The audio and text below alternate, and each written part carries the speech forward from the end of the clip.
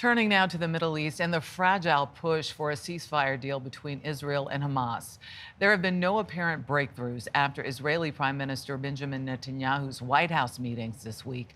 Palestinian sources claim truce talks are on the verge of a collapse as violence rages in the region. The State Department says it is aware of reports of the death of a U.S. citizen in the occupied West Bank. Elizabeth Palmer reports now from Tel Aviv. Last night, a crowd carried Saif Musallet's body to the morgue. He'd traveled from Florida to visit Palestinian relatives in the West Bank. The Palestinian Health Ministry said he was fatally beaten by Israeli settlers after he'd joined a group of Palestinians trying to reach their land. Violence is on the rise between Palestinians and Israeli settlers determined to seize and occupy land.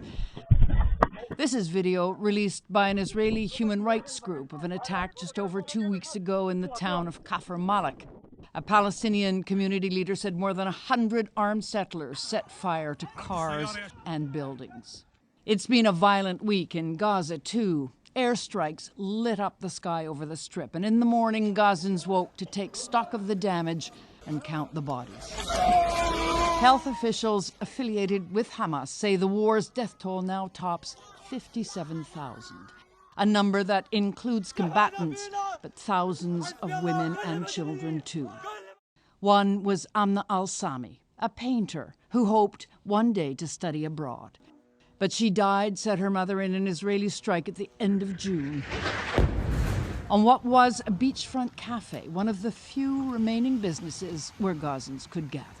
Here's Amna's body being gathered up. One of 40 people killed in that strike, according to hospital officials. They've taken our children and our loved ones, Kitam al-Sami told CBS News. When will this bloodshed stop? That, of course, is the crucial question. We had hoped for a ceasefire by now, but there is still some distance between the two sides on contentious issues. On the upside, though, both negotiating teams remain in Doha and, at least until yesterday, were still engaged in active talks. For CBS Saturday Morning, I'm Elizabeth Palmer in Tel Aviv.